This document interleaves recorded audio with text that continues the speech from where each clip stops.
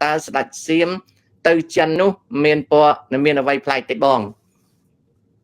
sẽ đây anh chơi bằng tiền Xi Jinping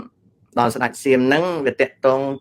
từ nâng cá đại chân cầm pung tay một bong ai xiêm làm bay song spin cô tại miền tầm lái sàn cho của mũi từ xài sập trăm pon lên $ក្នុងនៃនេះបើលោកហ៊ុនសែនច្បាំងគ្នាជាមួយនឹងតាហ៊ានសៀមខ្ញុំជឿថាចិនអត់កាន់ជើងហ៊ុនសែនទេចិនច្បាស់ជាស្ងាត់គ្រប់គ្រងសៀមហើយរឿងលោកហ៊ុនសែនយកមាសទៅទុកនៅស្រុកចិននោះមិនដូចខាងសំរងស៊ីនិយាយថាដកមាស54តោនទៅទុកនៅស្រុកចិនមិនទេអារឿងពាក្យថាមាសហ្នឹងវាផ្សេងវាជាបេឡាបណ្ដោះលុយដើម្បីជៀសវាងទៅអនាគតខ្លាចគេបង្កកទ្រព្យសម្បត្តិណារកកន្លែងទុកហើយកន្លែងទុកហ្នឹងវាតកតងរឿងផ្សេងមាសដែលហៅថាមាសហ្នឹងជួនកាលវាមិនមែនជាមាសទេវាគ្រាន់តែឈ្មោះគេដាក់ទេអញ្ចឹងស្ដេចសៀមដែលត្រូវយាងទៅស្រុកចិននេះគឺជាការលួងលោមរបស់ចិនក្នុងគោលដៅពីព្រោះភូមិសាស្ត្រនយោបាយចិនមើលឃើញលោកហ៊ុនសែនចិនមើលមកលោកហ៊ុនសែនអាចយកមកប្រើបានតែឲ្យវាជាចំណេញផ្នែកសន្តិសុខជាតិចិនផ្នែកខាងត្បូងប្រទេសហើយនឹងចំណេញក្នុងមុខរបររបស់ចិននៅកម្ពុជាចិនឃើញថាលោកហ៊ុនសែនជាមនុស្សចោលមកសៀតហើយចិនមើលទៅដោយអត់ទុកចិត្តអត់ចូលចិត្តលោកហ៊ុនម៉ាណែតទេអញ្ចឹង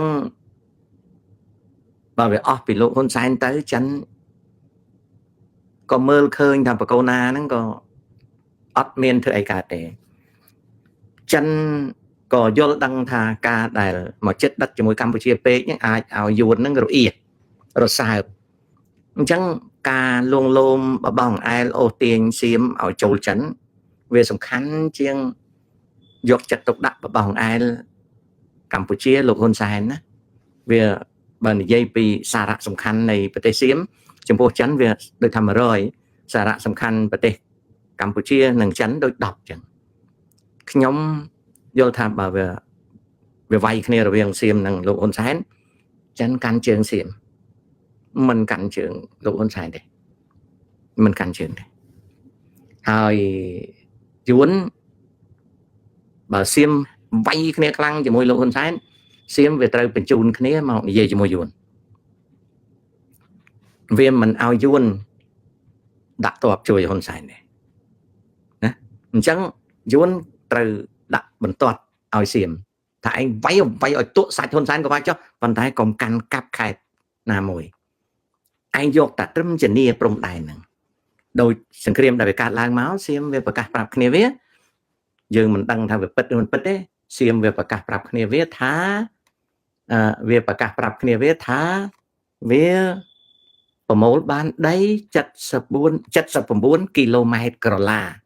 តែយើងវាមិនដឹងថាពិតឬមិនពិតទេណាយើងមិនដឹងទេប៉ុន្តែវាថាដែលទាស់គ្នាវាយ5ថ្ងៃហ្នឹង11ចំណុចហ្នឹងវាប្រមូលបានតាមខ្សែព្រំដែន800គីឡូម៉ែត្រហ្នឹងបាន79គីឡូម៉ែត្រក្រឡាហើយថៃវាខ្សឹបសៀវគ្នាវាថាកុំឲ្យតែកាន់កាប់ស្រុកទាំងមូលឬខេត្តវៀតណាមមិនដាក់ទ័ពទេបានជាវាអត់ខ្លាចលោកហ៊ុនសែនទេហើយបើការវាយបហាតាមយន្តហោះអីបាយចុះកុំឲ្យតែឆ្លងចូលខាងកើតទន្លេមេគង្គបាននិយាយថាការវាយបហាតាមយន្តហោះអាចវាយបានបើក្នុងករណីចាំបាច់យួនអត់ចេញទ័ពទេយួនអត់ប្រតិកម្មទេកុំតែកាន់កាប់ខេត្តវាយតាមដោយព្រំដែនអត់អីហើយអន្តរាគមន៍ផ្លូវអាកាសកុំឲ្យតែប៉ះពាល់ដល់ខាងកើតទន្លេមេគង្គ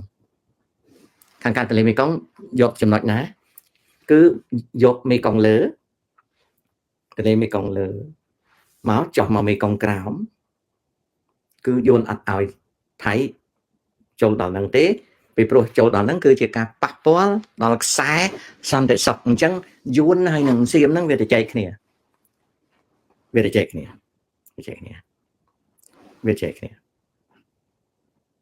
ហើយខ្មែរយើងដែលឃើញអា Michael Alfaro ណាទៅជប់លៀងនៅអីនៅ Mar-a-Lago Florida ហ្នឹងខ្ញុំមិនហាមមិនខ្វាត់ទេឲ្យសบายចិត្តចុះតែនៅក្នុងខួរក្បាលខ្ញុំមើលឃើញសូន្យខ្ញុំអត់មានឃើញអីទេអាមេរិកកាំងជួយកម្ពុជាតែក្នុងលក្ខខណ្ឌមួយឯងមានរ៉ែច្រើនដែលជារ៉ែកម្រអាហ្នឹងវាជួយតែបើសិនជាសម្បកប្រទេសកម្ពុជាវាមិនជួយទេវាមិនជួយទេពីព្រោះប្រជាជនខ្មែរអត់ចូលចិត្តវាតាំងពីដើមមកហើយមេដឹកនាំខ្មែរប្រឆាំងវារហូតអញ្ចឹងខ្ញុំមិនជឿថាមនុស្សអត់ស្គាល់ស្រុកខ្មែរដូច Michael Alfaro អីហ្នឹងជួយខ្មែរបានអត់ជឿទេហើយយើងឃើញហើយមានម្នាក់ទៀតមិត្តភ័ក្តិរបស់ Michael Alfaro Gary Crunchy អី Gary Crunchy អីហ្នឹងក៏គេមិនសូវចាប់អារម្មណ៍ដែរគាត់តែមកឆាងផ្លែសាក់មើលគេចង់ដឹងថាតើឧទាហរណ៍ថា Michael Alfaro ឬក៏ Gary Crunchy ហ្នឹងវាលុកមាត់លុកកចំពោះខ្មែរតើយើងឲ្យលុយវា Alfaro ក៏ត្រូវការលុយចំណាយ Gary Crunchy ក៏ត្រូវការលុយមិនបានត្រូវការលុយពួកវាគេហៅ small time lobbyist ហើយ small time lobbyist គឺត្រូវការលុយត្រូវតែមកចោះកុងត្រាអីដាក់លុយឲ្យវា lobby អីអាហ្នឹងវាធ្វើតែពួកវាពីរនាក់ហ្នឹងជា small time lobbyist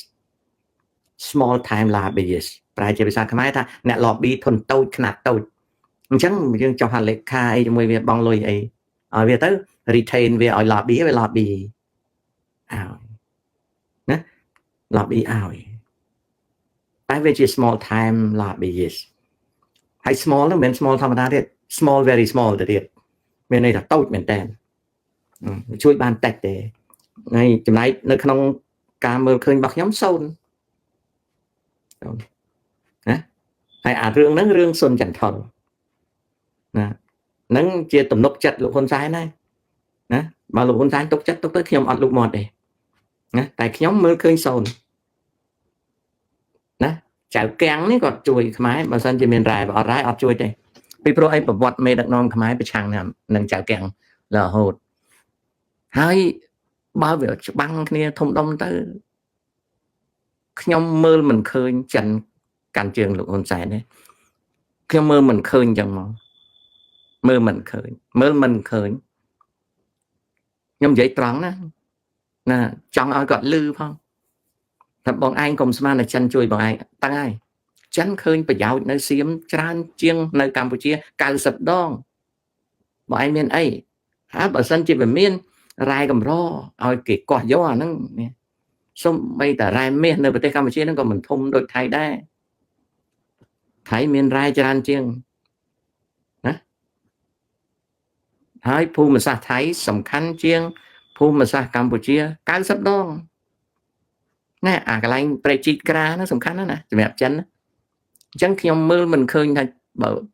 សៀមជាមួយខ្មែរវាយគ្នាខ្ញុំមើលមិនឃើញថាចិនកាន់ជើងលោកហ៊ុនសែនទេមើលអត់ឃើញទេណាមួយប្រជាជនចិននៅថៃច្រើនជាងប្រជាជនចិននៅខ្មែរអាហ្នឹងអញ្ចឹងណាតែណាតែថាតើវាទៅជាយ៉ាងណាហ្នឹងគឺចំណុចតែប៉ុណ្្នឹងឯងបើសិនជាលោកហ៊ុនសែនព្រមព្រៀងជាមួយសៀមទៅក៏បញ្ចប់គ្នាទៅណា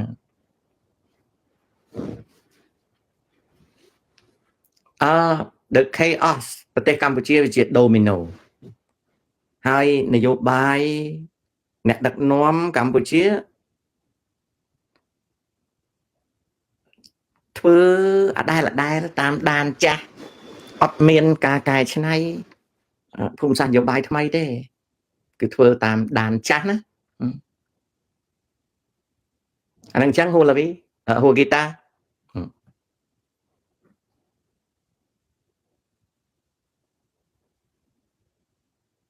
អូខេ TSH ភារយុគចេះណាភារយុគ នៅក្នុងចំណោមខ្មែរអ្នកតស៊ូប្រឆាំងនឹងយួនឈ្លានពានពី79មក91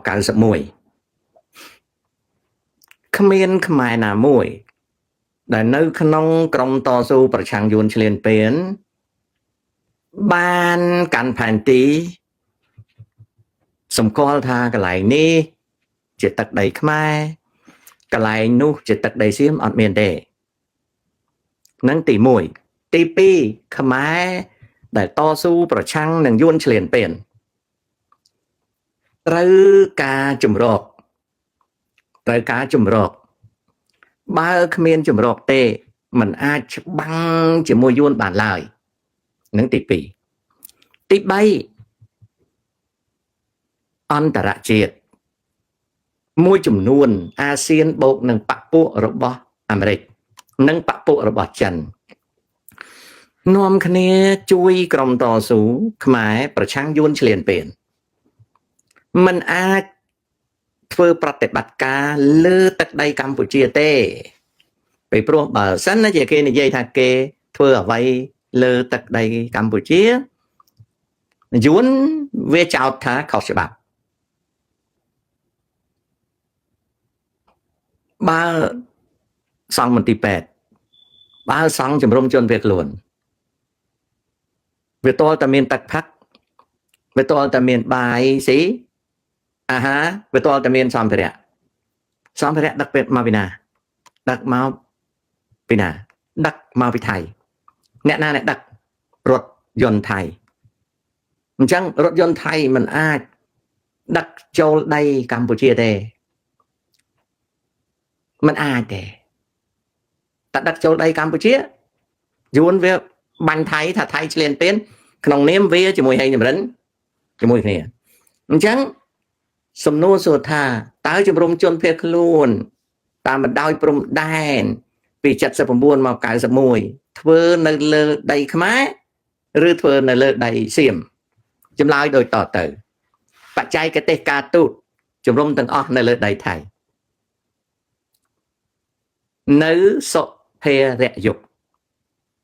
តាមបច្ចេកទេសនៃការទូត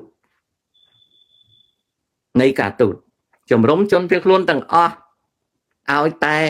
UN Bureau UNHCR ហើយនឹងប្រព័ន្ធដឹកជញ្ជូនថៃដឹកជញ្ជូនឲ្យទាំងទឹកទាំងស្បៀងទាំងសម្ភារៈគឺនៅលើដីថៃ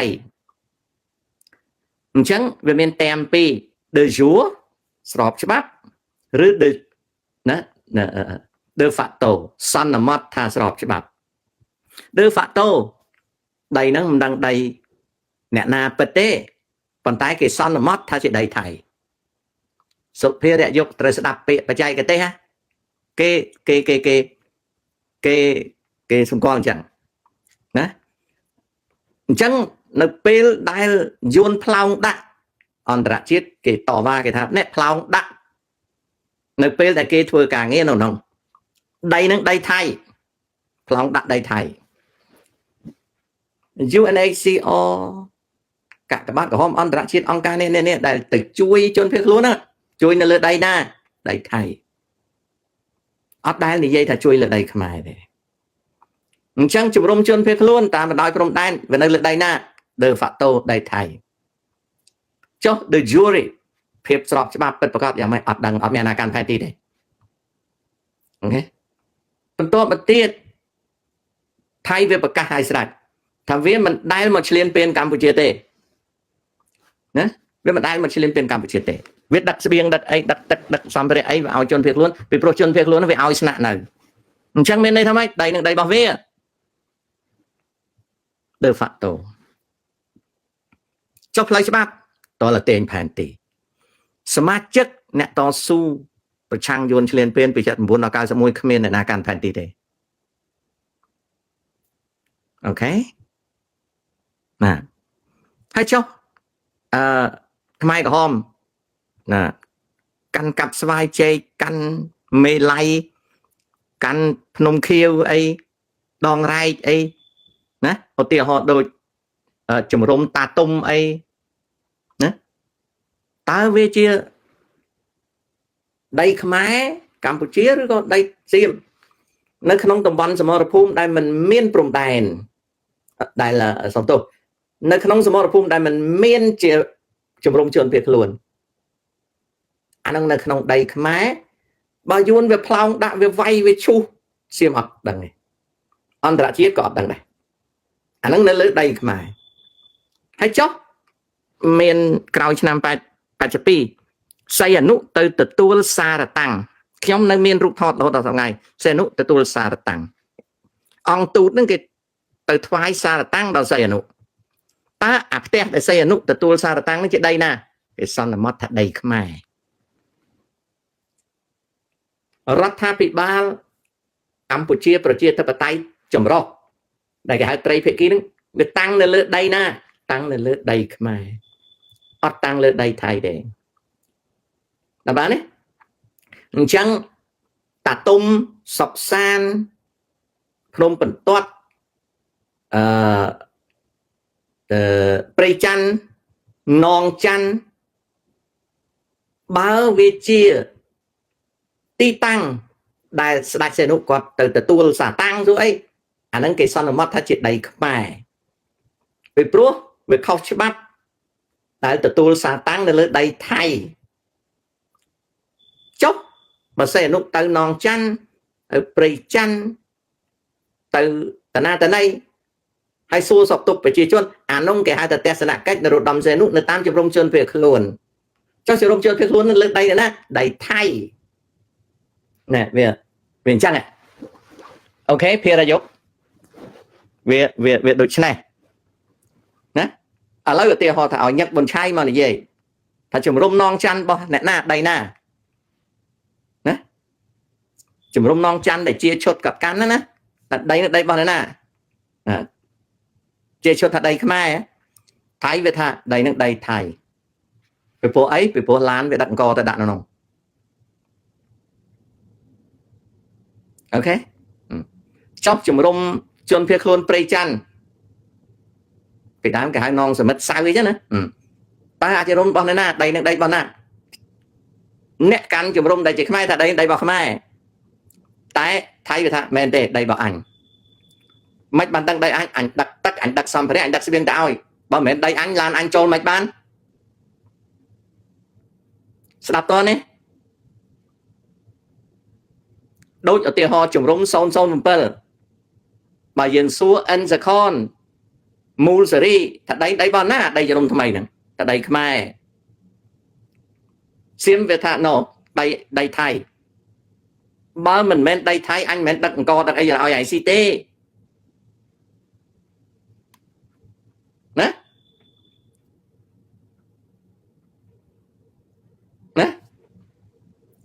ភារយុគ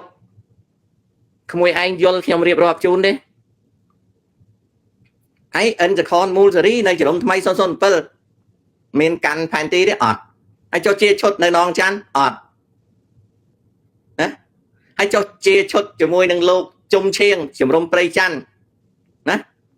ហើយខេមសុផាន់ខេមអីហ្នឹងខេមសុភ័ណ្ឌអីហ្នឹងតើមានកាន់ផែនទីទេអត់ហើយចុះភូមិអ្នកកាន់ភូមិសុកសានភ្នំបន្ទាត់កាន់ផែនទីទេអត់ទេអត់មានណាកាន់ផែនទីទេ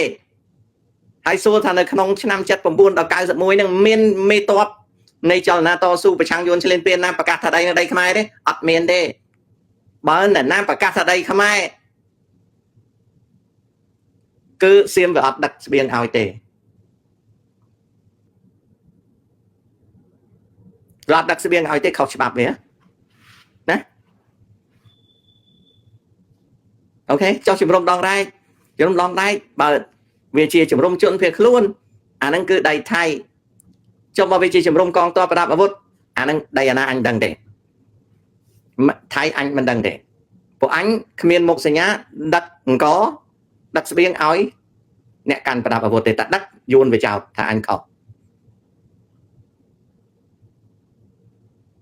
អូខេអាហ្នឹងអញ្ចឹងណា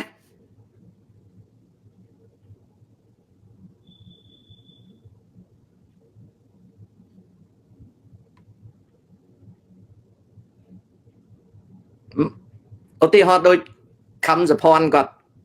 សម្ដែងពីការចងចាំនៃភូមិព្រៃច័ន្ទ ភូមិជោគជ័យអីណាអានោះជាការចងចាំរបស់ឧត្តមសេនីយ៍ខឹមសុភ័ណ្ឌតែមិនមែនបញ្ជាក់ថាដីនឹងដីរបស់អ្នកណាកើតទេហើយចុះការចងចាំរបស់ញាតិប៊ុនឆៃតកតងនឹងបង្គោលព្រំដែនជាការចងចាំចុះបងប្អូនសួរខ្ញុំវិញសួរថាព្រៃច័ន្ទបងដីនឹងដីអ្នកណាខ្ញុំឆ្លើយភ្លាមដីខ្មែរចុះអាភូមិជោគជ័យសប្ងៃដីរបស់ណាខ្ញុំឆ្លើយភ្លាមដីខ្មែរហើយចុះអាងសាលាដីរបស់ណាខ្ញុំឆ្លើយភ្លាមដីខ្មែរហើយចុះអាចរុំ07នងសមិទ្ធរបស់ណាដីខ្មែរហើយចុះអានងម៉ាក់មូនដែលគេវាយបែកទៅរបស់វ៉ាន់សេរីដីណាដីខ្មែរ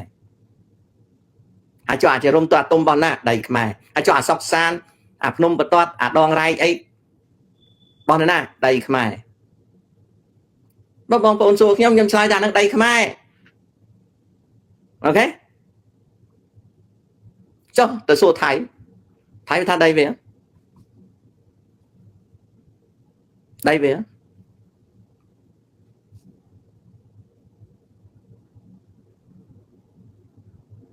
ចុះពិតប្រកបវាថាតលវ៉ាហើយចុះដល់ពេលចែកខណ្ឌស្អីមក5ដំណាក់កាលទី1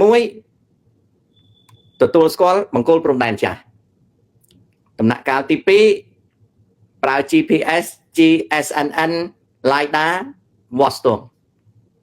ហើយដាំបង្គោលបន្តអាសន្នដំណាក់កាលទី3បន្តវាស់ស្ទង់ដើម្បីរកខ្សែបន្ទាត់ព្រំដែនហើយព្រមព្រៀងគ្នា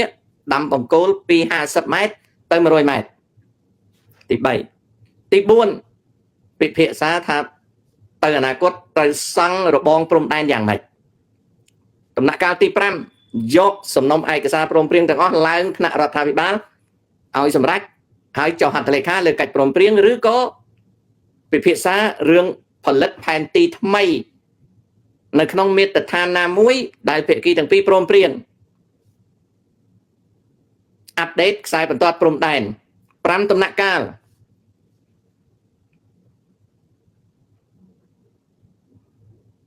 ចុះបើសួរទៀតចុះភាសាតាក្បៃរបស់ណាខ្មែរភាសាតមន់តូចរបស់ណាខ្ញុំឆ្លើយថាខ្មែរតមន់ធំរបស់ណាខ្មែរភាសាខ្នាតរបស់ណាខ្មែរភាសាសេរីរបស់ណាខ្មែរដល់ទៅសួរថៃវិញអាក្បៃរបស់ណាថៃមន់តូចរបស់ណាថៃមន់ធំរបស់ណាថៃខ្នាតរបស់ណាថៃភាសាសេរីរបស់ណាថៃអញ្ចឹងដើម្បីដោះស្រាយរឿងហ្នឹង5ដំណាក់កាលទទួលស្គាល់នៅបង្គោលព្រំដែនចាស់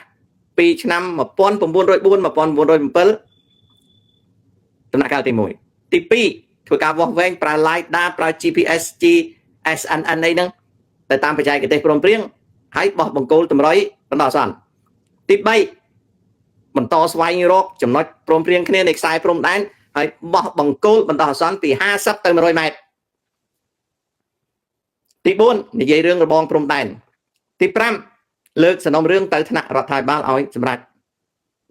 ថាតើត្រូវបង្កើតផែនទីនិងរៀបចំលក្ខន្តិកៈ